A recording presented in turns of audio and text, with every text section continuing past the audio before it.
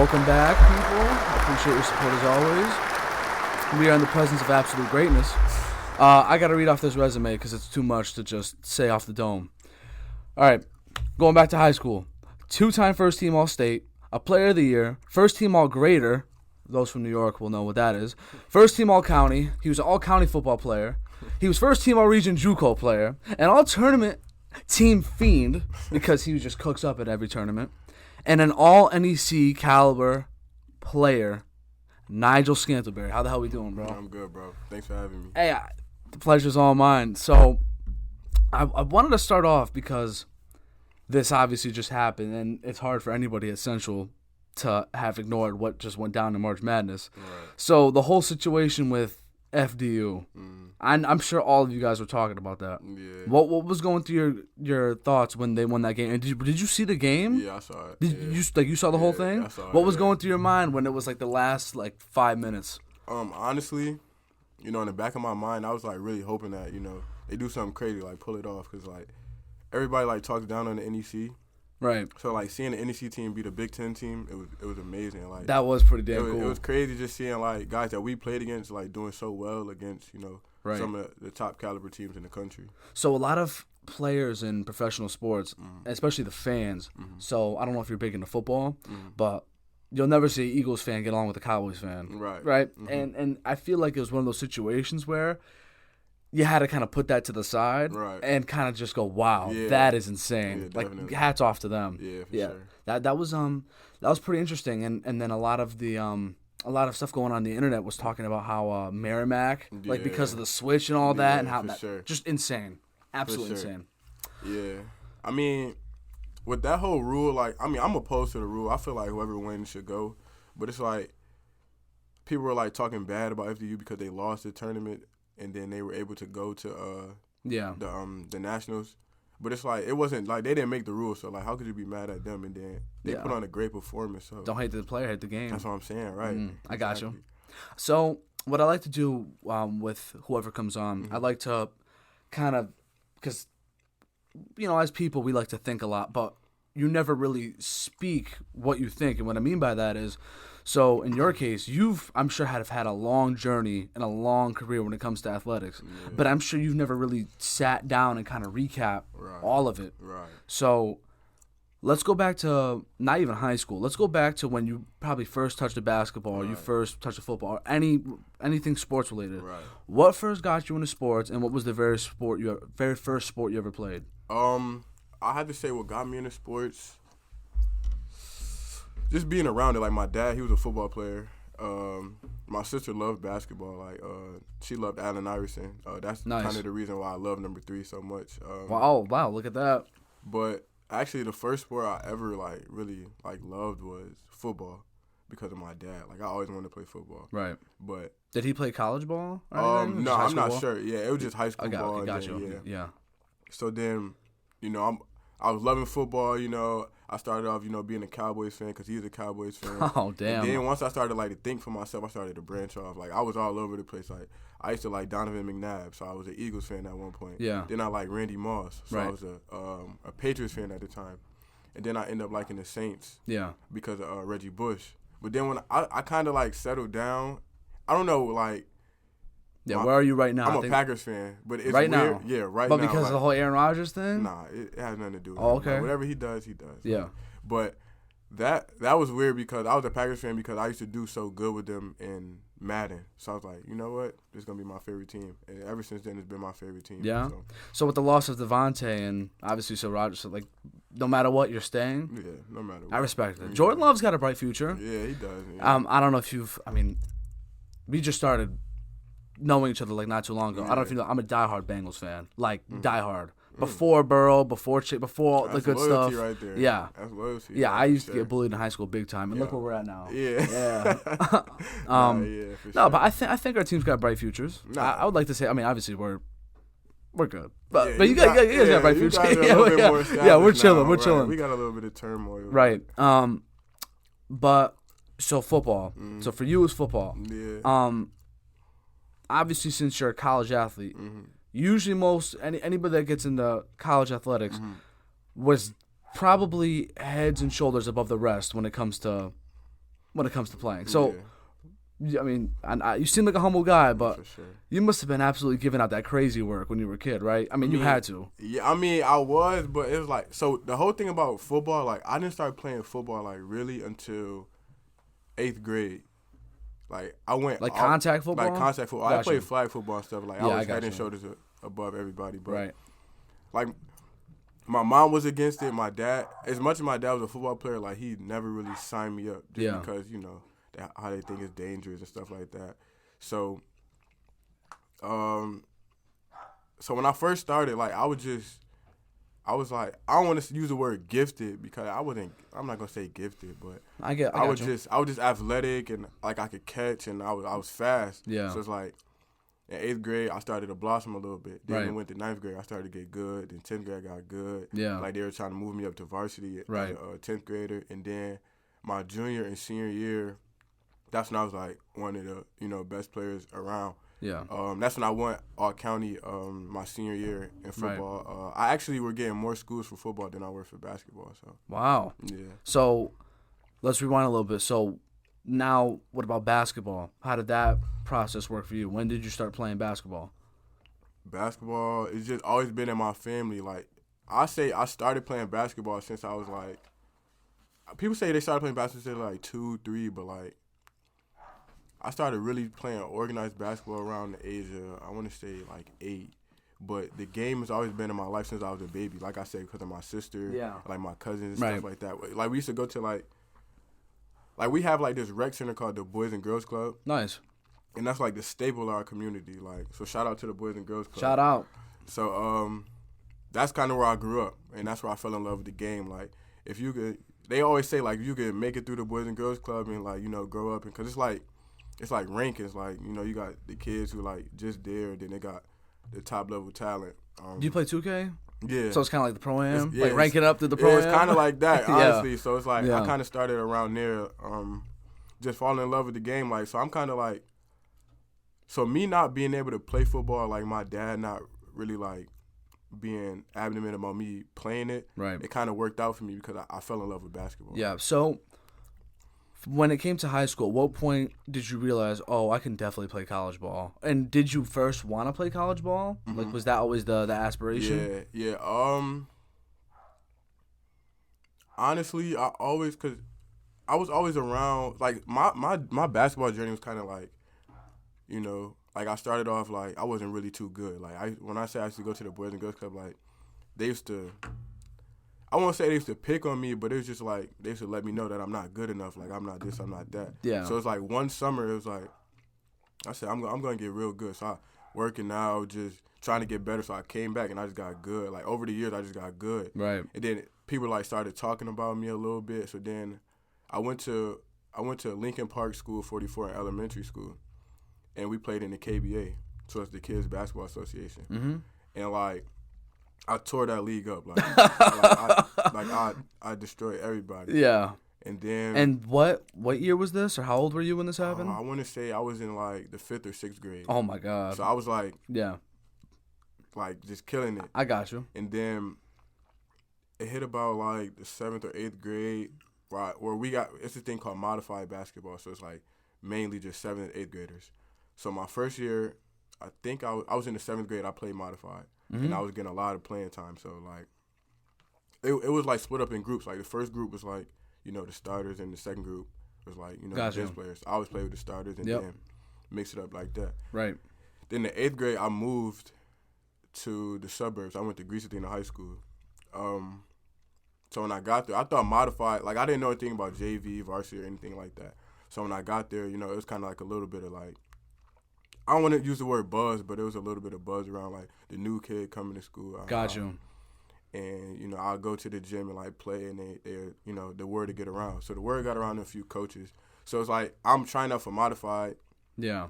And, like, coaches are coming and, like, asking me, like, how come I didn't, you know, try out for, like, JV, varsity. But I didn't know what that stuff was. So, like. Yeah, because you were doing stuff outside of, I got you. Yeah, so, like, my 8th grade year, I was killing modified. Like, I was doing good. And then when I got to my freshman year, I played JV.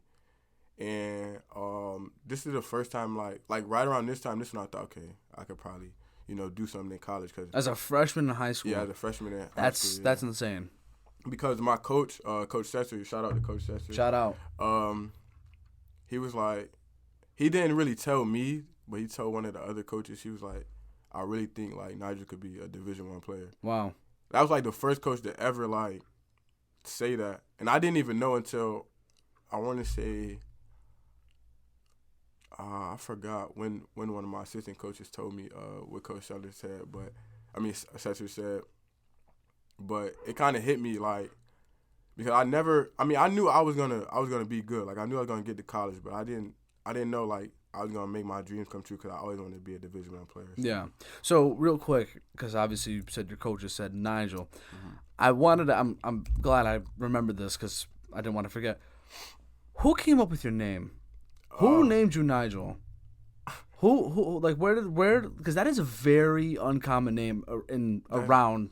That's crazy. Somebody just told me that. They were like my name is unique. Like you sound like royalty. I'm not gonna hold you, Nigel Scantlebury. Like you know what I'm saying? Like that's a very it's different. Yeah, I appreciate that. It was my dad. I think it was my dad because he had a few names for me. Like he was gonna name me like Ian or Ethan or something like that. But I guess he just came up with Nigel, and I just.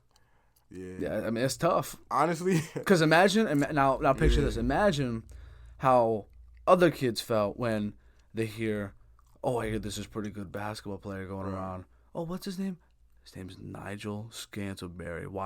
Look out. And that's an intimidation factor. I never really thought of it like that until I got a little bit older. Because when I was younger, I used to hate my name. Yeah. Because people used to pick on me, like call me all types of weird stuff. What the heck? What'd they call you, like a blueberry? Like they used to call me Nigel Thornberry. They used to call me Niggle, oh my nipple, God, like stuff no like way. that, like Skittleberry, stuff That's like crazy. weird stuff. So like, but when I got older, it's like when people started saying my name, I'm like, it's not different. too bad. Like, yeah. I mean, a lot of people are saying it, so it's like the name can't be too bad if a lot of people are saying it. Especially it's different when they're calling out your name during the lineup when they're announcing the lineup. Oh yeah, for sure. Yeah, it's cool. It's different now. Yeah.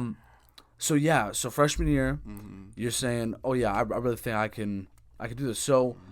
I'm sure your story can, in a way, inspire or at least give some advice to some people. Obviously, your build is unique and it's rare. Not everyone could just get the height. You know what I'm saying? Obviously, genetics play a factor just a little bit. But tell me from junior year to senior year, the certain things that you were doing to put yourself in that position. And were you always a confident player, or did you have to ever get over any mental blocks? Yeah, definitely. I'm still getting over mental really? blocks. Yeah. So it's like my junior, senior year, like mind you, I wasn't really heavily recruited. I didn't really, get all the like spotlight and get all the offers and stuff like that. So, like my junior year, it was crazy. Like, are you familiar with the name Anthony Lamb? Anthony Lamb. I know Jeremy Lamb. Yeah. Anthony Lamb. I feel like I should. He plays on the Warriors. Like, he just got a contract for the Warriors. Why'd you play with him? Or that was my teammate on my sophomore year. Get out of here. Yeah, he was like. Hey, shout out to Anthony Lamb. Man, shout out to Anthony Lamb. He put in a lot of work. Yeah. Like, he averaged. I played with him in senior year, and he averaged 30 and 17. Like, he was insane. Wait, 17 boards or? Yes. He's a big. So. Okay. Damn. Like insane. Like he's crazy. Like that's insane. So my junior year was like the first year where I was like, okay. Everybody's like, okay, they don't have Anthony Lamb, so now who's the next guy? Yeah, so it's like I had to, like I just had to, like grow up. So it's like even like my sophomore year, I played AAU with RSBA Elite, and I played with Jonathan Williams, who was another great player from around our way, and he went to the EYBL. So like now Jonathan left, so now it's my turn. So it's like, now I got to step up. So like just being in that role of like, you were playing under, a big name player. So now what are you gonna do? So like I used to like have talks with myself like, now it's time to like show what you could do. It's either you're gonna step up to the spotlight or you're gonna fall. So like my junior, senior year, like that's really was my mindset, which is like show people like I'm not crazy, like I'm not delusional, like I know I'm a top talent, I'm a top player, like I'm a Division I player.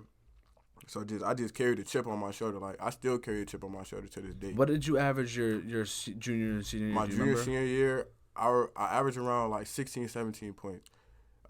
Because really, I didn't like. I had teams where we were like gelling. Like I had a point guard, Patrick Meisenzahl, who was Shout really out.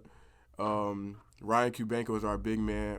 And then we had like a bunch of like players who just were great. So I really didn't have to. Oh, like, so I got you. I didn't really have to put everything. You on didn't my need to back, play hero but ball. When I got you. When I had to take over, like I took over. Like we had Kenny Speed, who was great.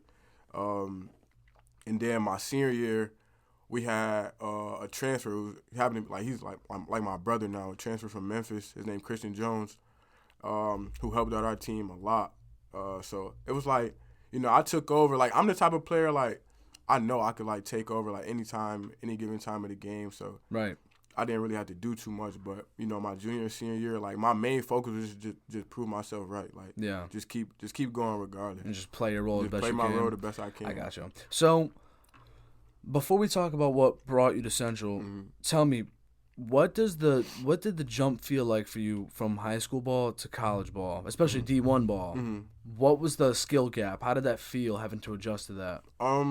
Honestly, it wasn't really much of a skill jump. It was more so as a physical jump, like athleticism and stuff like that. So, Right.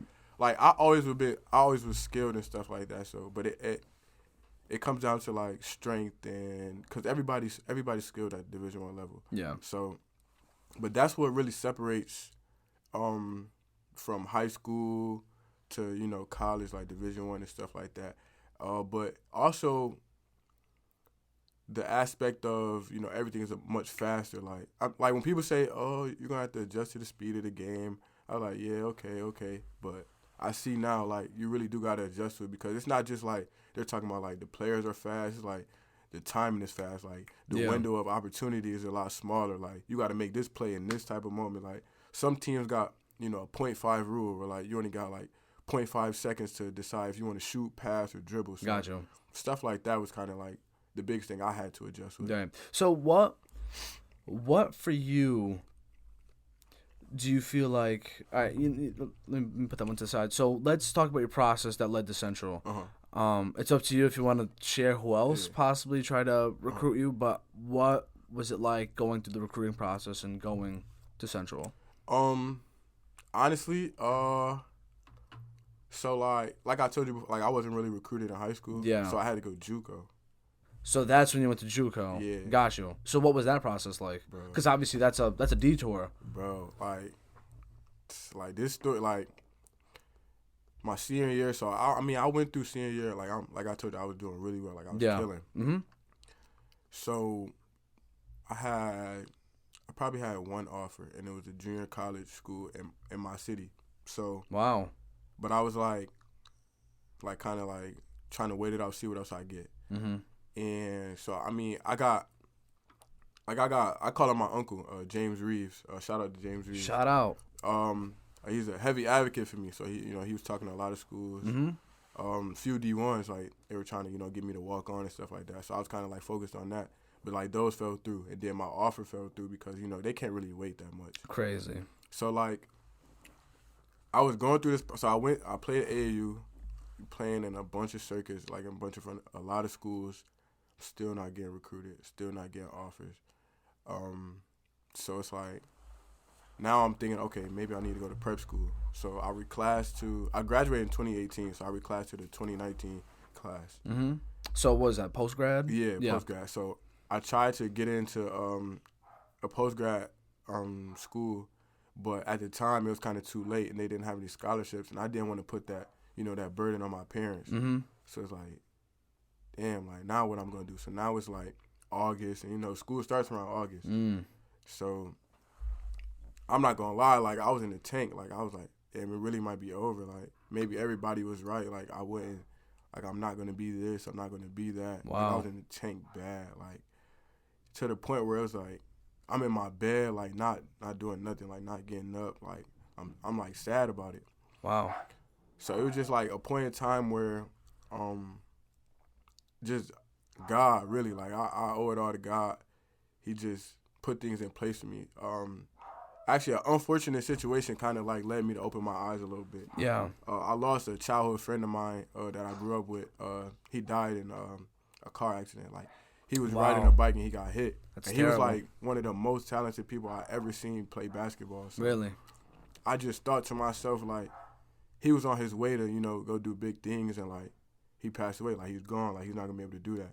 I'm still alive, so it's like I could keep fighting. Like I could keep trying. Like it's not completely over.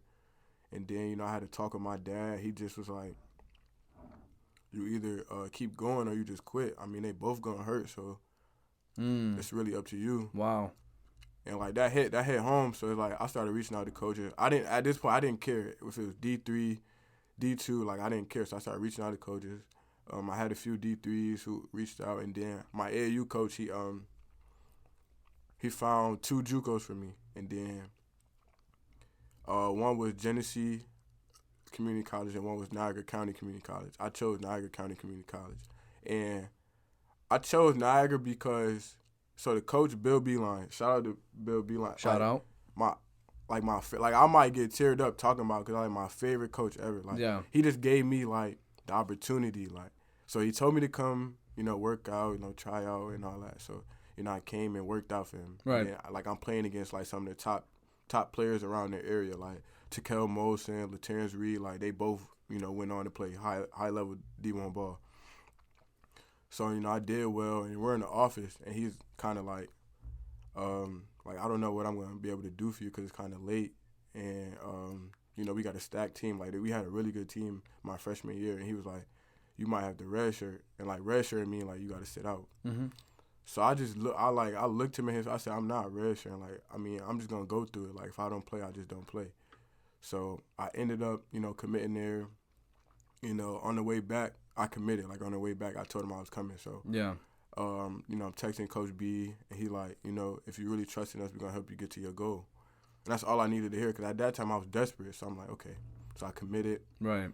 My freshman year, I did really good. Like I was like, one of the top players on the team coming out as a freshman, but I went through a lot of growing pains, like not playing. Like I'm not used to that. Like I was going from the guy. I was the man in high school, like winning all these accolades, and now I'm here and I'm not playing. Like in practice, I'm serving them, like I'm killing them. I'm like bad, and I'm talking, like I'm into it, like I'm highly competitive. So my freshman year was kind of iffy. Like, it was a game where my parents came to travel to see me play, and I only played one half. And it wasn't even like I played the whole half. Like, I played like 10 minutes. And my first game, my first actual game, I scored 10 points and I didn't miss a shot, and I only got in for like, I want to say like 5 minutes. So I'm thinking, okay, the next game I'm going to play a lot because here I am. I just went 100 from the field. And you only gave me like 5 minutes so I could do more and more time. Yeah. That didn't happen. So I was down. Like I was down on myself. So it was a bumpy road like my freshman year. Like I was thinking of leaving and like, like I'm like, nah, coach don't think I'm good. Like I used to have talks with my coach like, you don't think I'm good? Like, what is it? Like, and then it just came to a point where I finally had to understand. Like I had, I had good people around me to keep me level-headed. Like my roommate, he was the starting point guard. And back then, I'm like, I should be starting with him. Like, I should be playing just as much as him. But I understand why I didn't because I just really wasn't as ready as I thought I was. Right. So it's like him just being like, me being under his wing just helped me out a lot. Like, I had a lot of good people around on that team. So then my sophomore year, I came back, I killed, like dominated. Like, so I was getting offers like early. So gotcha. But Central was just, I don't know. It's like the first school really to, pull the trigger. Like I had a lot of D1s who like, we want you bad. But Central, like they didn't even hesitate. So I'm glad you broke that whole process down for me, and thank you for sharing that. Mm-hmm. So, in case you couldn't tell, obviously, I'm a huge Thunder fan, unbelievable Thunder fan. Back since KD broke my heart when he went to Golden State. But so everyone's talking about the rebuild. They have all this young talent, and oh my God, they've been playing incredible. Mm-hmm. And I can already start to see it now that because they've had so many draft picks and so much young talent, you can only have so many players on a roster. Right. And I'm already slowly starting to see some of my favorite role players on the team starting to play a little less, possibly getting weeded out the rotation. And I'm sure that they're probably saying, what the hell can I do to earn my spot back in the rotation? It's sports, especially college athletics. I know a few people that are going through the BS of the cruel business of college sports. And I know some people that have gone through the BS of recruiting and that whole it's scary. And it's just it can be very punishing mentally. Right. Especially if you go from, like you said, the top person, the number one option, to you don't even know if you're going to be on the roster. Yeah. And it's just insane. I have no idea how you guys push through it. Yeah. I don't know. You guys are just mentally strong as hell. Like, that's insane. Because you you could have easily gave up. I was ready. Easily. But ready. You didn't. Right. I don't know if you're religious or anything, but yeah, for sure. Like, hey, it's all part of the plan. Man, like, honestly, like, that's why I always, I speak so, like, strongly about God. Like, if you see my social media, like, I don't hesitate to give him the praise, because without him, like, bro, like, I would have thrown in the towel a long time ago. Like, he put this dream in my heart for a reason. And, like, I feel like, it just, I owe it all to him to just keep going. Like, sometimes I may get a little down on myself about it and, want to feel like quitting, but it's just like, I mean, what is that really going to do for me? So. Right. Not just for you, but for whoever's listening. There's this one phrase that a lot of people think, and it's, why is this happening to me? Right. All you got to do is just turn it around from that to, what is this trying to teach me? Wonderful things can happen. The funny thing that you say about wonderful that, things. I kind of wish I had, like, so mind you, like I said, like, I'm religious and stuff. Yeah. So up until, like, this year, I had, like, this demeanor about myself, like, this poise about myself, like, because stuff used to happen to me, and I used to be like, my first instinct was, why is this happening? But then I always used to think, I'm not alone. Like, God's with me, So it's like this thing called, like, not focusing on the storm and focus on God instead. I think, like, this year, I kind of focused on the storm more than I did God. Really? Yeah. Because I don't know if, like, you guys noticed, like, I mean, I didn't play that well this year. Like, I had to your standards? Yeah, you don't think so? Not at all. Like, wow. I had a down year. It was just because I wouldn't say I was panicking, because I don't panic, because I know it's all gonna work out. Right. Like, I understand how this stuff go, but, like, I was just so focused on, like, our first game this year. I only scored like 6 points, but I mean, I was like, okay, it's cool. Then the second game, I scored 16, but I shot the ball. I didn't shoot the ball that good. So now I'm thinking in my head. So now you're like, I'm not even efficient. Now I'm thinking in my head, like, like, what's going on? Because, like, in the summer, like, I was looking different. Like, different, bro. Got you. Like, I got was you. Like, I was ready to, like, really, like, take over. Are you into anime at all? Nah. No? Oh, no, I was about to say a reference, but I got you. You good. I was really, like, like, my coach, like, 'cause I always work out with my JUCO coach in the summer. And, like, he put me through workouts, like great workouts, like 2-3 workouts a day. So I'm shooting the ball really efficient. So what was your schedule like? So if it's you like, don't mind me asking. Yeah, so it's like, I'm curious.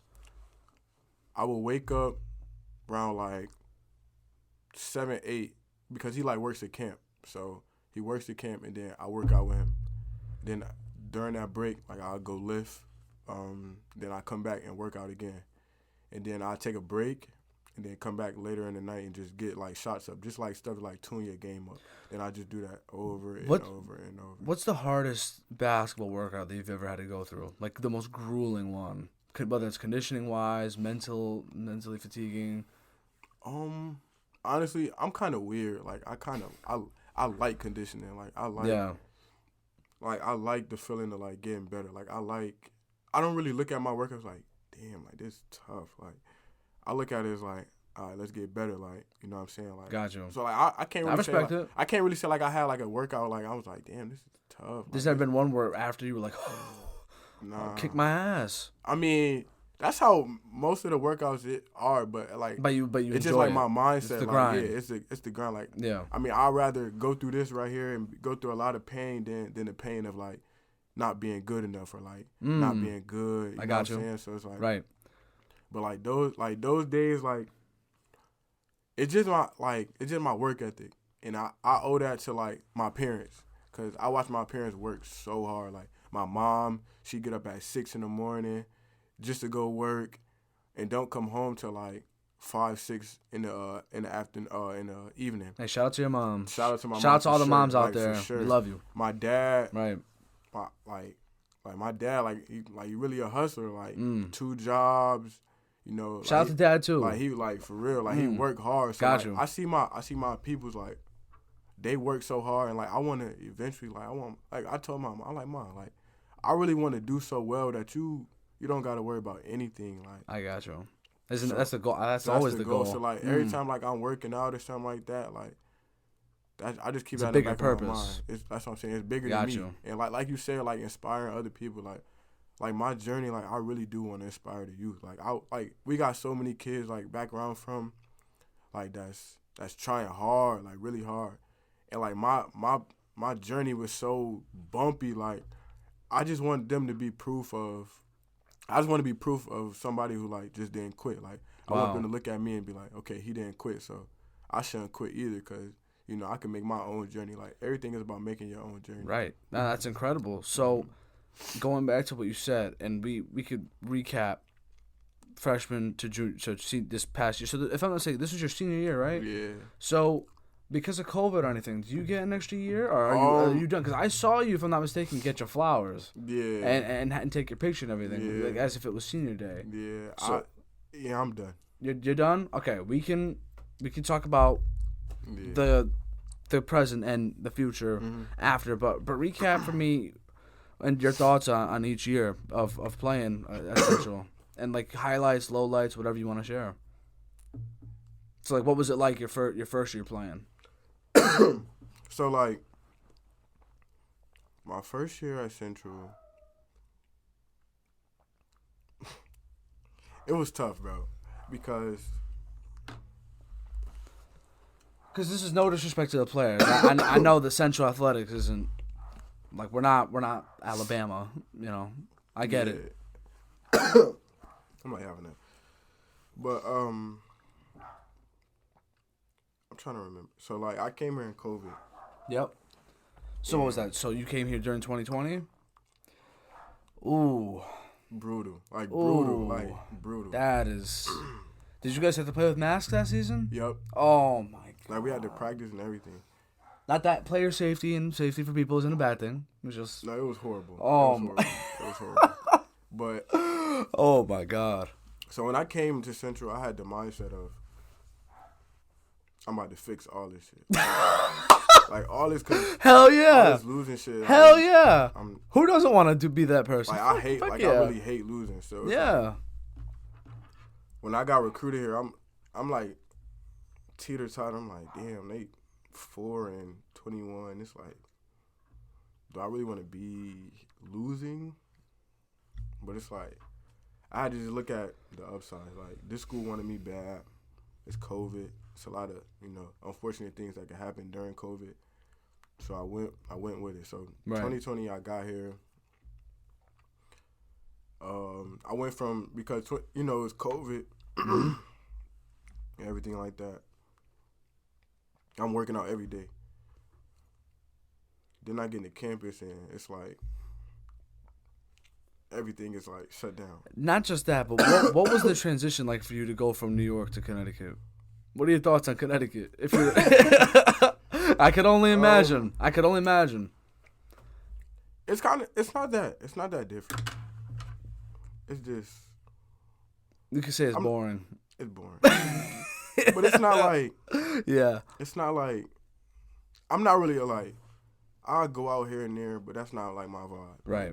I'm just a simple guy. Like what I tell people is if you're simple minded and you don't need you don't need fun, you don't need fun entertainment. Yeah. This is a great place to raise a family. I love the suburbs. Uh-huh. It's so chill. There's nothing going on. Right. For me personally, the city life is too hectic. It's too much. But if you don't crave entertainment and going out and like, doing you're like this. It's not bad. You just gotta find ways to occupy your time. It's not bad, but yeah. But I got you. Central is It was, yeah, I mean, but I think it's Central. I don't think it's Connecticut. I haven't really ventured out to Connecticut. Really? So I haven't really like done. Got you. That's fair. The whole so 2020 when I got here, it was so not working out. Like we didn't get into the gym probably like a month later, and when we did, it was like for 30 minutes individual. Like we're all at a basket with our mask on. Coaches can't even work us out, so like we just really free shooting. So I'm doing that, but but me honestly, I always like this would be my one of those unfortunate things that happen. I'm like, it could be a lot worse. Like it could be a lot worse. Like I could be at home, right. We couldn't be playing. So like I'm going back to my room. Like I'm in a single. Like I don't really know my teammates. Like I didn't even have a visit. Like I didn't take a visit here. So like. So when you accepted. You didn't even come here to. I didn't even come here to visit. You just said I'm in, and I'll go from there. It really wasn't even my choice, really, because I had a lot of visits set up. Right. COVID shut everything down, so it's like. I'll take what I can get. Take what I could get. So, got you. Now I arrived here. I'm in my room, so I got a lot of free time to myself. So I just a lot of talks to myself, just bro, just stay with it. Like I know, it's tough. Just stay with it. Just stay with it. And then, mind you, like I told you, I went to JUCO. So it's I'm playing JUCO teams. And my first team that I ever played was UConn.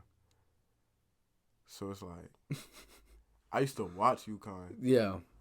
I just played Erie Community College. That was my second to last game. Now I'm playing UConn. That must have been surreal.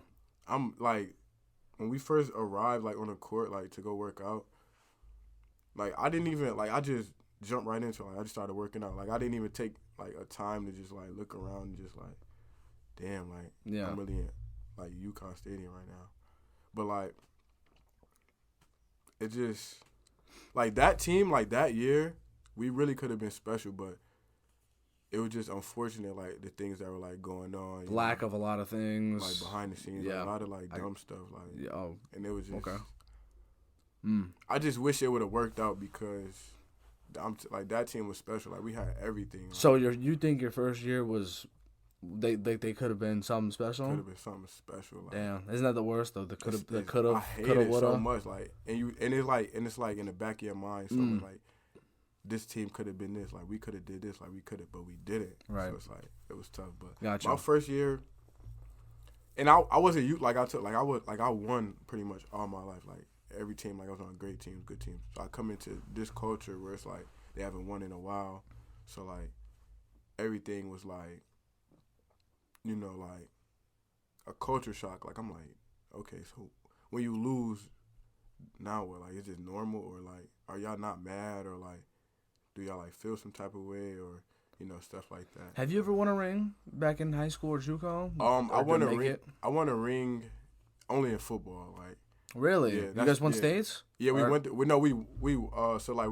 sectionals, regionals, and then states. Okay. We won sectionals and regionals. We lost to states. That was the only game we lost. So what was the team you lost to?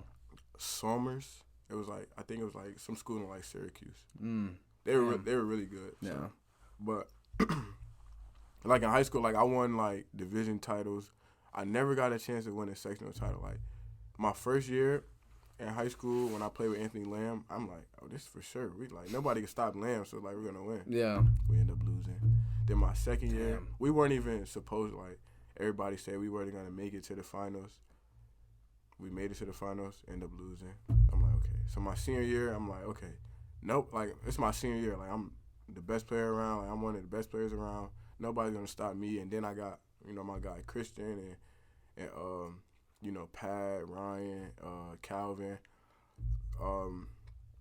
So then we made a run, and we got to the finals, and it's I'm not losing this time. End up losing, so I went 0 for 3. And damn, that was tough. Then I got to JUCO, and I finally got a championship. We won districts, and then we went to nationals. Then my second year. We went to the Final Four, and in the region we lost, but it ended up getting canceled anyway because of COVID. Yeah. So I mean, it would, I said, my first team here was good, but this team this year, man, this was the year I really was like, okay, we're gonna win. We're gonna win the championship, but Right. a lot of things going to win it, like, and it just didn't click for us. So, first year you said was special. So what was going on years 2 and 3? 2 and 3, so we had a coaching change. So like my first year, we had Coach Marshall, great guy, good coach. It just, it's a business, so it's like you gotta win, and he wasn't really winning, so Yeah, I feel that. They got rid of Coach Marshall. Then here comes Patrick Sellers. Been around like the world, really, like tons of schools, tons of places, China, stuff like that. Like he's he's well known. This is his first head coach job, so it's like, I entered the portal when Coach Marshall left, and then he called me like, he wanted me to come back. But at this time, I had like schools already, like flying me out, like visits and stuff. And I ended up coming back because it's like, this is where I originally wanted to like come back and win. So like, why not try it again? And like having a new coach is kind of like transferring. So it's like, yeah. So I came back last year. I played pretty well. Like I just, like everything was flowing. Like I just felt like I want to say like really confident in like my game last year. Because of how things were going, and like it just felt like a buzz. Like Coach Sellers, like when he first got here, like he just was like making us like really believe in like oh nah, we really gonna change the culture and stuff like that. Cause when he came here, a lot of things did change. Like we all had to wear the same color sneakers. Like we couldn't wear nothing crazy. Like previous to my first year, we could wear whatever we want. They were doing classroom checks, like, stuff like that made it seem like, there's going to be a shift. Right. So, last year it was good. Like, and we kind of like made history. Like, we were like, I may be mistaken. We got the first like playoff win on the road for CCSU in like a while, like when we played FDU. And mind you, we were down 15 in that game, and we came back and won. Wow. So, my second year, it was like a clear favorite who was going to win that year. So, like, my second year was just like, okay, we're just going to see what we're going to do. But this year, it really wasn't, like, I don't think anybody knew that Merrimack really was going to win. Nobody knew that FDU was going to be this good. So, it's like, this year, I felt like our league was really like a toss-up. So yeah, I never went to a basketball game. Well, obviously, COVID happened, and I wasn't going to any things then. Right. And then I just not just basketball a lot, like most of like football. Most of I just never went. But I went to see you guys play twice. And fun fact, y'all are 2-0 when I attended. I'm just saying. So why you stopped? So no, but like it was so too late in the season. Oh, it was way too late. Yeah, it was shit. It was the 2 games before Sacred Heart. Oh. So one of them was against Stonehill. That was the game that went to what, double OT? Bro, I think it was triple. Or triple OT. Yeah. Yep. Insane game. If you weren't there, shame on you. The game was insane. Yeah. That game was fantastic. And then the game before that. Wagner. Yeah. And my buddy, when you guys had a timeout, so before my buddy got asked, I got asked to do the 3-point contest to win like $100 for Chick-fil-A or Chipotle. Right. I said, nah, but my buddy will do it. And he did it. And he said, you know what? If you're going to do it, I'm a rebound for you. So you guys were probably in timeout in the huddle, breaking everything down. Our dumbasses were behind you. And he won. He won the contest too. Yeah, that was hilarious. But it was a great environment. I was very impressed with how you guys had things going. I don't graduate till the winter of this year, so I still have the fall semester. But I'm still right here. Like I'll definitely pop out to a lot more games. You guys got it going on. I like the way you guys do things. It's and I love the court. It's incredible. Yeah, that whole sequence, like where we won like 4 games in a row, it was kind of like bittersweet. Yeah. I say it was bittersweet. Because you wish that. Yeah, it was bittersweet because I'm like, bro, we could have did this like Gotcha. early. Like, mind you, like our first game we played UMass. Like that's kind of like a high major team. So like we're in the game with them. Like we got Kellen Amos, a transfer dog, like dog, like amazing. So he's playing well. Then we like kind of feeding off him. Then our second game, we like, okay, we playing against Quinnipiac. We almost won. Like we lost at the buzz. Like we missed the game winner. But that was another great game. Like well balanced. Like we had Andre Snoddy, who I feel like they snubbed him on all NEC because the things that Andre do on the court, like nobody does. If you're listening, I appreciate you. Snoddy, but dude, He's when me and my buddies were watching, the way he snags boards and the hustle. Dog. Like we have this drill in practice called 2-on-2 rebounding. Yeah. I told coach stop calling it that. Just call it the Andre Snoddy drill. Cause like he gets so much boards. Like it's crazy. Ruthless. Like he's a dog. Like for real. And I love the traditions you guys had, the dog bowl. Yeah. I mean that's him. Like that he got that. Yeah. Then we got Day Day. Day Day had a great game. Dog. Bro, I love Day Day. Like next Beast. year. I'm telling you, Day Day. I can't wait to. Yeah, I've had a couple classes with him. If you're watching too, shout out to you. He's ready. Like he's ready. He had a great game. And then Kellen had another great game. And then we got Jay Rogers. Like Jay, it was kind of weird for Jay because this year, like in the beginning, like he was trying to like figure it out. Like he was trying to figure out like where he was at. But Jay is special. Like really good. And then we got like a bunch. Like we had like I'm telling you, like this team. Shout out to the bigs too, bro. Brody, Ari, bro, JB, oh my God. Like, I don't really look at JB as a big because the things that he could do. Like, he kind of like a guard. Like, right. But, like, I'm telling you, like, this team is special. Like, we got somebody, TJ Holloway. He didn't really get a chance to play because, you know, he like a freshman now. But I'm telling you, like. When you watching you guys play, like, you guys looked like you had the talent. It was just a matter of it was just putting it together. Like, that's all it was. It was just so hard because. Like I said, we had last year, you know, I played well, so I was primed to have another year, like another great year. So it's me, and then it's Kellen who's talented, then it's Jay who's talented, and then it's Dre. So it's us four, and like 3 of us need the ball. Dre don't need the ball. Like Dre gonna go get it. Yeah. So I need the ball. Jay needs the ball. Kellen needs the ball, and only one person can have the ball. You gotta find a way to work. So, you know, Kellen get off to a good start. So we just feeding him. Like, we just letting Kellen do what Kellen does. But my game is, like, I take tough shots. Like, you know, I'm a one-on-one player. Like, I'm an ISO player, pick and roll player. Like, I got, like, the ball, you know, should be in my hands. Jay's the same way. So it's like, damn, like, now we got to figure out, like, what to do. But I'm cool with being off the ball. Like, I done played off the ball before. Yeah. So now it's just, like, us just trying to really click. Like, and in practice – Coach wasn't really trying to stack the team because it's like you're going to have all, like, kind of like the best players on the team on one side and then, you know, the bench players. So it's like we really didn't really get a chance to, like, really gel and, like, really, like, get that formula.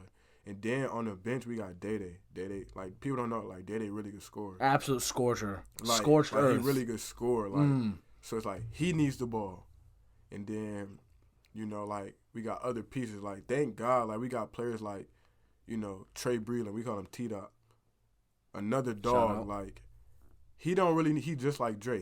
He just do all the dirty work. He can knock down shots and, you know, get boards. Right. But, like, our team was, like, really, like, if you look at it on paper, like, we were, like. And everyone, except for, it was you and, was it Ari that also, everyone else is staying, right? But the thing about Ari has eligibility. I don't.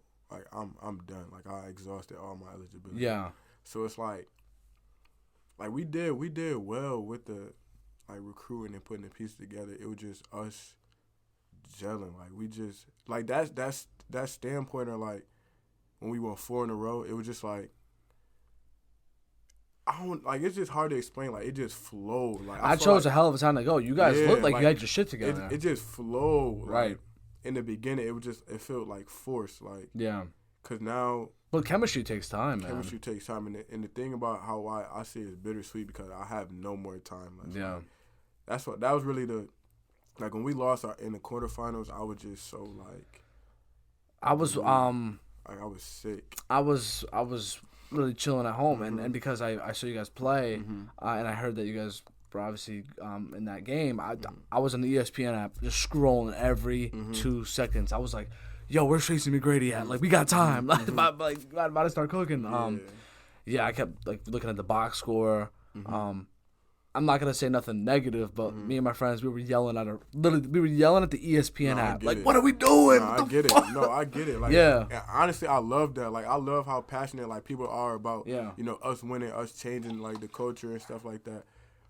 But it's like I really feel for my team because we work so hard, and like I used to tell them, like, if we'd have won the Quinnipiac game, I feel like that would have changed the outlook of the season, the whole outlook, because that's an early win. Like, Central hasn't won early like that in a long time. So like when you constantly losing, like especially close games, like we lost very close games. Like we lost the Quinnipiac game by 2, we lost to Lafayette by 5, we lost to UMBC damn near at the buzzer by 2. We just lost a lot, and we played well against the high majors like St. John's. We were in the game until like 10 minutes left. Just stuff like that, and that like wears on you. Like, you so close, like you want to win so bad, right. But, like, it doesn't go your way. And like, I don't want to say like we have a young team, but we got a team who's like, they kind of probably like really don't understand it. Like you got to go through this stuff. Like, what do you think it takes to eventually get over those hurdles, like the finishing the close games? Is it like that? Like experience, like you said, going through those, like you have to go through those to eventually know how to close them out. Yeah, that's a tough part. Like as you see, like players get better like throughout the years. That's because they're going through it. Like they're going through everything. So like going through like those close games. Like me, I love close games. Like I love games where like people are like their heart is pumping. Like, those are my tense moments. I hate blowouts. Like I hate blowouts. Yeah. So like it got to a point where like we were struggling to like finish games. So in practice we like do a drill. We call it like 4 minutes. It's the 4 minutes drill, like the last 4 minutes of the game, because it seemed like that's where. So you guys do simulate this stuff. Yeah, we simulate it, and we didn't get good at it until the end. So going through that stuff and going through the 4 minute drill, we like got to learn like what to do. And like I talk about like how I didn't have a good year. Like this, how I know I didn't have a good year, because like I told you, like I like close games. We had a game against Merrimack. And we were down. No, we were tied the game up. JB had got a big block on Jordan Minor. Jay got the ball, pushed it ahead, gave it to me. I hit a 3. Then we got another stop. Then we drew up another play. Got me going downhill. I passed it to Kellen. Kellen get a dunk, tie the game up. Then we get another big stop. So I'm bringing the ball up. Game's tied up. It's like, I want to say it's like 20-something seconds. So I'm chewing the clock out a little bit. Coach calls out a play. And Jay comes out. And, like, he looks at me like last second. And I pass it because I'm thinking he's ready. But he looked like last second and the ball went out of bounds. Like, I turned the ball over on a very important part. And that's when I knew, I'm like, okay, I'm bugging, because me last year, I would have held on to the ball. I don't care what the play call. I'm taking the shot. Like, I'm going to give us a chance to win. Like, I just didn't have a feel for the game. Like, that's how I felt. It went for all of us, because we were all, like, putting too much pressure on ourselves because we knew how talented we were. We like, this has to work. Like, it has to work somehow, some way. So, wow. It was just tough, man. Yeah, I can only imagine. So, obviously, now that your season has concluded, what has life been like on the other side now that you're technically no longer an athlete? Is that correct? Nah, I mean, I'm still an athlete. But like, what do you do? What's next? Like, what now? So like, I'm finding an agent. Like, I got a few meetings with a few agents. Oh yeah, that reached out. So yeah. so you plan on? Yeah, I'm not good like, for I'm you. not, Hell yeah. Like, I got a lot because the way you were talking about, you were like, yeah, man, I'm done. So I'm like, just damn. That's just like my person. Like, I hate to use the word disappointed, but I was disappointed at like how this year went. I would be too. I was primed to do something. We were like, I keep saying but we were primed to win. Like, I feel like our team was constructed to win. Like, and it just didn't pan out the way that we wanted it, so it's disappointing. Right. So, but me, like, I'm nowhere close. Oh, hell like, yeah. I haven't even played my best basketball yet. Like, So break it down. What's next for Nigel? honestly, just, signing with an agent, seeing what he thinks I should do in the future.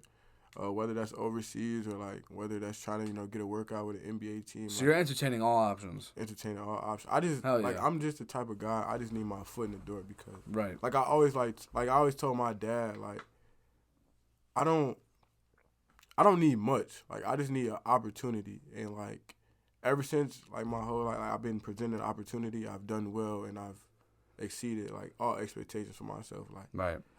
It's a funny story. Like,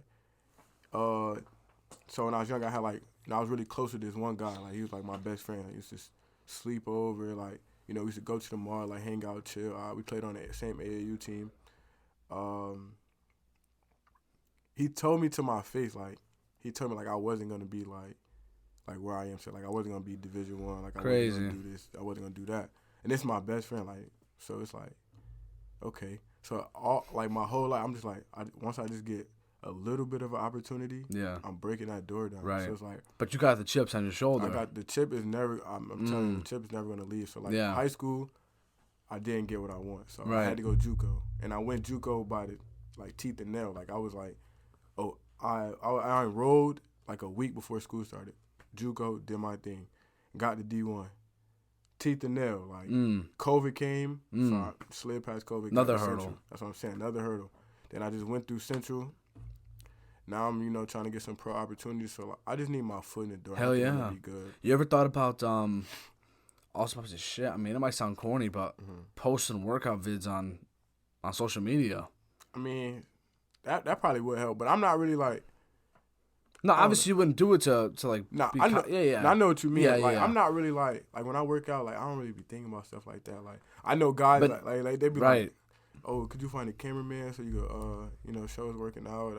I'm like, It's kind of like, it sounds corny, but it's like now you're kind of in like low key 2K my career. Yeah, you gotta find those because That's in every damn storyline it's always something different. You get found playing at the park and you're cooking everybody, like whatever the case is. Now it's low key kind of like the business aspect. Yeah. You gotta find ways to pitch to teams or wherever they are, whatever league, why they should want you. Yeah, and that's gotta get your name out there even more because here everyone knows who you are. Right. It's like you starting. That's what I'm saying. Like, you starting from the bottom again. Like, from high school, I had to start from the bottom. Then I worked my way up. Then I got to college, start from the bottom, work my way up. Yep. So it's like now it's really a business. Like, now these people are gonna pay me to play. So it's like now not only do I have to get opportunity, I have to make sure I maintain it and like maintain my body, maintain a high level of play, so I can keep getting more opportunities, and keep getting more chances to show that I belong on this level and like I'm ready to move on. So when do you graduate college, or did you already graduate? This summer. And so you're done after the spring? Yep, I'm done after the spring. What was your major? I major in general studies. At first, I was an economics major, but I was like, I don't really know what I'm really gonna do with economics. So it's like, I don't know what I want to do. Like, I really want to be a coach. So like, hell yeah. Economics, and they had me taking too many math classes. Oh yeah, screw that. I'm not. So aside from basketball, let's say you keep playing and eventually retire, whatever the case is. Like, have you ever thought about other things that you'd want to do with a career? Or? I just like, when I'm done playing ball, I want to coach or like. So that's yeah, like gotcha. help out, help out the community and stuff like that. Like, that's why I take my journey so serious, because I just want to inspire, like, because people inspire me. So I want to just. I know it's a lot of kids like me like went through the stuff that I'm going through. So like, I just want to be like a role model or like example of somebody who didn't quit and like like if you just keep going. Like, I know it sounds pretty cliche, but that's true though. That's what I'm saying. Just keep going. Eventually, it's gonna pay off. Cause like, I never really heard of anybody who worked hard and didn't get what they wanted. Like, nobody works hard and then nothing good happens to them. So. If you were to talk to your younger self, what would you tell him? Or what are some differences between you now and you then? And it doesn't even have to be like, what would you say to them? But like, what are some differences between the both of you? I would say that's probably one of the best questions anybody's ever asked me. what would I say to my younger self? These tough times, they gonna pass, bro. Like, don't don't shy away from being uncomfortable for a little bit for being comfortable. Like, I feel like when I was younger, I was, like, in a box. Like, I was just, like, I didn't start playing AAU till, like, my freshman, sophomore year, where kids have been playing AAU since they were, like, in the 6th grade. And I didn't really play AAU because I'm, like, there's kids, like, better than me. I know I'm not going to play. Like, Yeah. it was, like, a confidence thing. Like, I didn't really get my swag, my confidence until, like I want to say, like, my sophomore year when people started talking about me. So, if I were to say anything to my younger self, just be you. Just get your swag. You know, forget what everybody say. You know, you're going to be everything that you think you're going to be when you get to this point. Right. Obviously, I brought up the Thunder a little bit. Are you in it? I'm assuming you're into the NBA. Do you have a team? Celtics. You're a Celtics fan? Yeah. I had a feeling you were either a Celtics or a Lakers fan. You just seem like the type. What makes you say that? I don't know. Just usually the players that are really good, or they have that. I don't know. You could just tell with certain people. You could just tell. Just trust me. Just trust me. God's my witness. I had a feeling. So because you're a Celtics fan, are you like a big Tatum fan, or are you a big Jaylen Brown fan? Or are you the guy that's like, oh, I think they could work together? Because if I'm being honest, I'm not a Jason Tatum fan. No. Why not? Nah. I don't want to say nothing because, like, let's say I had the chance to talk to the guy one day. I don't want to say nothing too negative. So I don't know. Let's just put it that way. I don't know. I think they could work. Yeah. When they were talking about, like, trades and stuff, I would rather trade. I'd probably say Jaylen Brown. Jaylen Brown's my guy, man. That's my guy. I mean, no, I love Jaylen Brown. Like, if you're the G, you have to keep Tatum. But, like, I get it.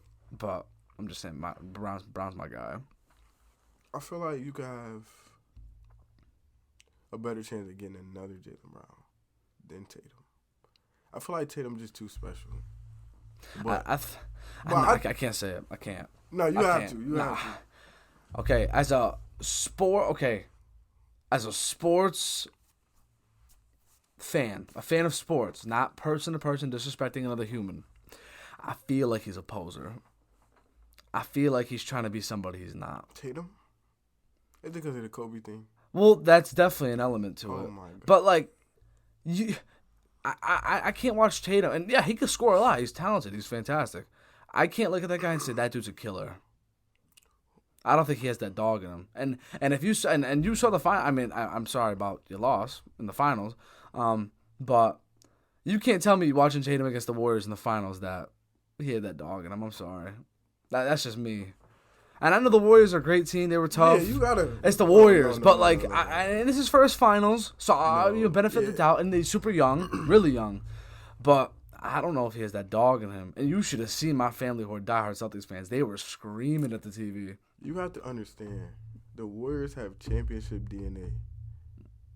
No, that's true. That's what I'm saying. Benefit of the doubt. That's what I'm saying. But I mean, you can't say he didn't have that dog in him. Did you see the Heat series? Come on. I mean, if they would have made the finals, Jimmy Butler hit that shot. I mean, but he didn't though. So it's like, yeah, you're right. So it's like, I mean, that was a crazy. I'm with you on that. I kind of wish that he kind of would have. Like, if you saw Jason Tatum getting Giannis's face and yelled at him, you think Giannis would be scared? No. That's what I'm saying. But you're not supposed like, to. You know, like if Jason Tatum had to be an alpha and bark at somebody, you go look at Jason Tatum like, oh my God, there's Jason Tatum. Look out. You know what I'm saying? But you can't say that about Jaylen Brown either, though. No, I'm not saying Jaylen Brown is that guy. Don't get me wrong. Like, I love Jaylen Brown, but if I had to, I don't know. At first, I was like, nah, trade Tatum. But then I thought, I'm like, that's kind of tough. I think they're incredible at what they do, but I don't think you have your future. I feel like they're trying to make Tatum seem like he's going to be a future top 10 player ever. And who knows? He could be on the top 10 all-time scoring list. That wouldn't surprise me. That wouldn't surprise me at all. But if you look at it, he's scoring. He has the tools to be the top 10 player. No, he does for sure. I don't know. Like, what makes you say? Like, what makes you like? What's that? Like, who has that dog to you? That dog in him? Mm-hmm. Ooh. Embiid got that dog in him. You can't tell me Embiid don't got that dog. What? Actually, that might be bad. Yeah, Let me take no, that back. like, Embiid do be he cries a Yeah, that's lot. what I'm Yeah, saying. he's a If you're- crybaby. right. He's a crybaby. Let me take that one back. Let me think, because I'm trying to think of like the best teams.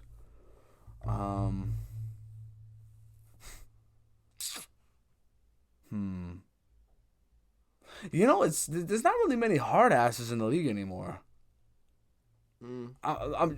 Jimmy Butler has that dog in him. He's not Michael Jordan thing. But for some reason, whenever the playoffs come around, the dude plays like Michael Jordan. I swear to God. No, he's a dog. He's unreal. I feel like the players that really got like that dog in him, Jimmy Butler, Anthony Edwards. He got that dog. Oh my God, he's incredible. I mean, people might not like this choice, but Pat Bev. He's like a chihuahua. No, bro. You gotta listen to his story. Oh, he's a pest. His story is crazy. Like, so he went to Arkansas. Yeah. And he went overseas. Right. And he had to pay to get out that contract. And he didn't even have any money. So he really bet on himself to go to the league. Yeah. And then he used to be like this top scorer in high school and college, and then he come to the NBA and just play defense. And then he changed his teams. Regardless of what anybody thinks, the Timberwolves. Yeah. He helped the Timberwolves make the playoffs last year. And then the Bulls, he changing the Bulls around. So yeah. I say he a dog really, because it's you just gotta look at how he carry himself. He just carry himself in a certain way. I don't know. Donovan Mitchell's a dog. Yes or no? You don't think he's a dog? Donovan Mitchell? Or what about Julius Randle? Neither of them? I don't think there's any part. I think Jimmy is the one guy. A dog, There's not many anymore. No, I know what you mean though. Like hustle, they get it out the mud type play. I got you. Yeah, Jimmy. I got you. Jimmy is a perfect. I feel like he's the perfect example. Yeah, that's a perfect example. I mean, Julius Randle, he got that demeanor. He not messing around. Yeah. It's I don't know. Donovan Mitchell is. He a great when I'm saying he's not a dog, I'm not saying he's not a great player. I agree now. But I'm just trying to I'm trying to think too, because I can't think of anybody. It's not else. really too much because the league is kind of getting a little soft. Yeah. Speaking of that, Draymond, I love Draymond. I love Draymond. I hated when he kept kicking Steven Adams in the nuts, but he's one of my all-time favorite players. Yeah, I love Draymond. So what do you think of the whole term free throw merchant? Free throw merchant. So Shea leads the league in drives per game. Mm-hmm. Right now he's averaging 35, which is the most since the All-Star break. Mm-hmm.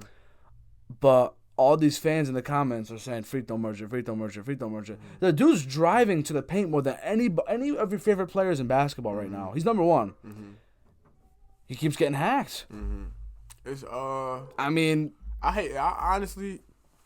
It's part of the game, isn't it? It's hit or miss because I have played against players who they would go 3 for 10, 2 for 12, then they get to the free throw line. And then the points come from there. The points come from that. But it's But what if they're efficient and they get the free throws? Because he's averaging 50-something from the field. Plus. That's why I didn't understand why people really were getting on James Harden about, how much free throws he shoot. Yeah. Because drawing a foul is a skill, whether people want to admit it. You think so? Yeah, because it's a lot of rules. Say if your defender has his hands out like this, you can't really do that. So if he just the Chris Paul thing, he does things like that. Driving to the basket, the hook under the arm. I mean, it's annoying, but it's it's a skill, and he's using it to his advantage. Sports is all about trying to get an edge to win. Yeah. So it's people are gonna find anything to say. If you're doing good, if you do good enough, they find a way to hate you. That's what I'm saying. That's what happens. You become you become Cinderella. Yeah. And then they find ways to. Because it's just how it is. Shea's having a great year, so him having a great year is gonna be overshadowed by him being a free throw merchant. What is that? They just make fun fact, and I'm gonna say this because it's on the air, and I advocate for my guys. He is averaging. Nobody's averaged what he is averaging since, so he's averaging 30 plus a game, 1 steal, 1 block, and 5 assists on. I don't know if the assists matter, but I know it's 50 plus field goal percentage. Mm-hmm. Nobody's done that. Only 3 players have ever done that: MJ, Kobe, and D Wade. Nobody else has ever done that in NBA history. He's doing great. And you think he's a dog? I mean, the dude is super skinny, and he's going to the rim more than Giannis. I watch all the games. He gets tackled in the air. They know he's gonna go to the hoop, and he just keeps scoring. Yeah. I'll say he's a dog, but because of his IG posts, he be clowning on IG, and his captions are fire. No, his captions are But fire. I feel like that might give him a slighted. But like I'll say yes. But if somebody sees Shai Gilgeous-Alexander, I mean they'll be terrified of his scoring and defense. He's great, but the person, he's not Kobe. Like he's not a dickhead. Yeah. So I don't want to. I'll say the player. I don't want to be that guy, but you kind of contradicted yourself. And no, I did. No, you're right. No, as like a player, yeah, but like the whole the alpha thing. Okay. Yeah. Yeah. I think he could be the number one option on a championship winning team. Mm-hmm. But I'm like because Carmelo Anthony was a dog, but like you didn't see Melo like. Right. You know what I'm saying? Yeah. Like when I think of you think of Kobe. When you think of the dog, like LeBron, incredible. Arguably the GOAT in whoever's eyes. But you see him complaining to the refs, and it's like, come on, you're the guy. Like he's like, I don't know. That's I mean I don't know. If you're a LeBron fan, like super advocate for him, I don't know. Are you? No, I'm not. Oh, okay. I mean, but I think he's the GOAT. He's the greatest. Yeah. Ever. Because I just don't. Like a lot of people hate LeBron. I just don't get it. Like he's done everything. Like he's exceeded expectations. I think people just get mad when someone keeps winning. That's what I'm saying. He That's what it is. I don't think they hate LeBron the human. They just hate the fact that like the one person keeps winning. And it's like the whole like complaining to the rest and stuff. Like yeah, I get it. But you gotta watch the game. This man is 6'8", 250. He's huge, bro. And they're damn near tackling him, bro. Yeah. And sometimes it doesn't even get called. But I mean he's that's true. Like I said, LeBron is a GOAT. People gonna argue Jordan's a GOAT, but it's kind of hard to compare the two because, you know, the generations and stuff like that. But LeBron's been so good for so long, and he continues to get better as he gets older. Jordan. No, you're right though with the comparison. Mm-hmm. I will say just to defend Jordan a little bit because dog, you see people they have a horrible injury. Mm-hmm. They're good to go in like 8 months, 8 to 11 months ish if it's like an ACL. Mm-hmm. Back then, you tore your ACL off for like maybe 2 years, you know? Right. And sports medicine, technology, protein, medical advancements, food. I'm sure travel's better, the way they handle travel and care. Like I see what you're saying. It's more than just play on the court. Mm-hmm. It's a whole thing, too. Yeah, and Bron, he spends a lot of money on his body. Oh, my God. He spends, arguably the most of anybody. Yeah, I see what you're saying. Yeah. Him and Ronaldo, I think, are the biggest, too, that... Yeah. They said that I heard this thing like maybe like 3 years ago. Mm-hmm. They said that Ronaldo had the body of like a 20-something-year-old, and the dude's like 38. That's crazy. Insane. Maybe I want to say he's like 38, whatever. But yeah, we'll see how the season pans out. Mm-hmm. I think we play the Clippers tonight. Very excited about to bust Paul George's ass. You make that face, and I'm gonna send you the post when we win. I'm gonna send you the post. Bro, what are y'all like in the standing? We're the 8th seed right now. 2 games above the 10th. So right now we're in the play-in, and I think we're 2 games out from the 5 seed or something like that. Someone could fact check me if I'm totally wrong. But I think we're gonna make it. Because I'm sure you pay attention to all this stuff. So we drafted 2 Jalen Williams players, one from Arkansas, one from Santa Clara. The one from Santa Clara is the one that's cooking everybody right now. He was the 12th pick in the draft, and he's arguably the rookie of the year. It's going to go to Paolo, but if you look at all the numbers, currently, one can make a case for Jalen, I'm just saying. So, like, they had a great draft class, great young core. I believe we haven't even made it to the chip yet. I've been saying this. Y'all got Chet, right? He didn't. And he's like, and that's the thing. Everyone's saying, "Oh, the Thunder rebuild, the rebuilding Thunder, they're not going to do nothing." We might make the playoffs without our highest picked player, maybe since KD. Shai was like a mid-round. I think it was like the 13th pick in the draft, and he wasn't. Nobody thought he was going to be this when the Paul George trade happened. Nobody. So think about that. Just think about that. The highest player ever picked in a long, long time hasn't even played yet, and they're doing this. I'm just saying. The Celtics better watch out. You better hope you don't see us. I kind of want to see you guys. You better hope you don't see us. I want to see you guys. I think that's easy. You guys beat us early in the year in Boston. I was watching that game with my cousins. At that point, I felt like we lost because we were just a young team. Second youngest team in NBA history, as a matter of fact. The Thunder currently this season. And last year, they were the youngest ever. So think about that. Second youngest team ever, going through a rebuild. Might make the playoffs. Missing Chet. They lose to the Celtics.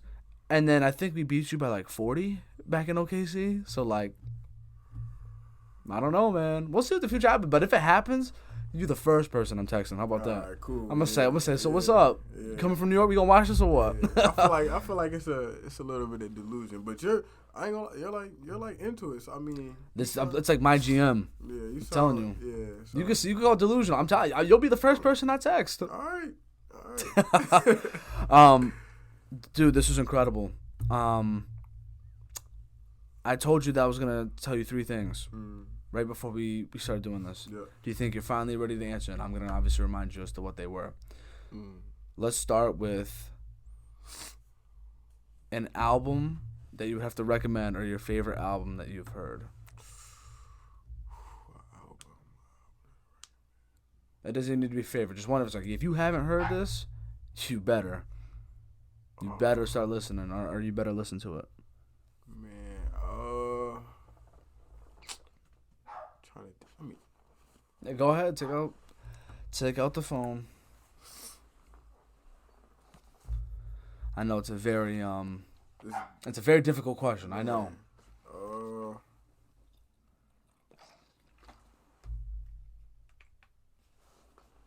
It's tough.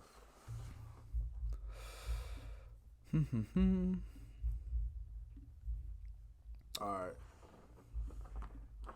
You might laugh a little bit, but you about to say like A Boogie or something? No. No, I'm kidding. But I had to go with Caesar. SZA? Yeah, SZA. Her most recent album? Yeah. Oh, hell yeah. She killed it. Hell yeah. Lie. I respect that. Like the song "Open Arms" has me in like chokehold right now. Like it's a great album. But she I love killed the her. whole album. Honestly, yeah. I love that. Like I listened to it like a few weeks ago because it came out. I want to say like December. It dropped in December. Yep.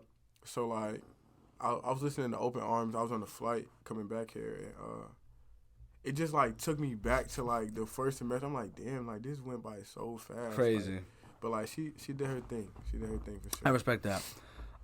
Let's go movie. I keep getting her name wrong. No, you good. Let's go movie or show recommendation or both. Okay, I'll give you both. So right now, it's over right now, but BMF, you ever heard of like the Black Mafia family? I have. Someone told me that Bro. I was in a PlayStation party the other day and somebody brought it up. Bro, like yeah, like definitely. I'm gonna put that on my list now. Like definitely, BMF is great. Movie.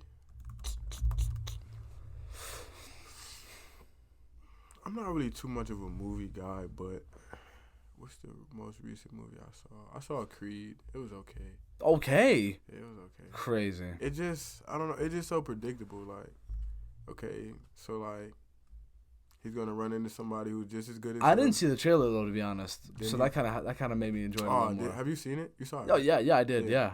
He's gonna run into somebody who's just as good as him.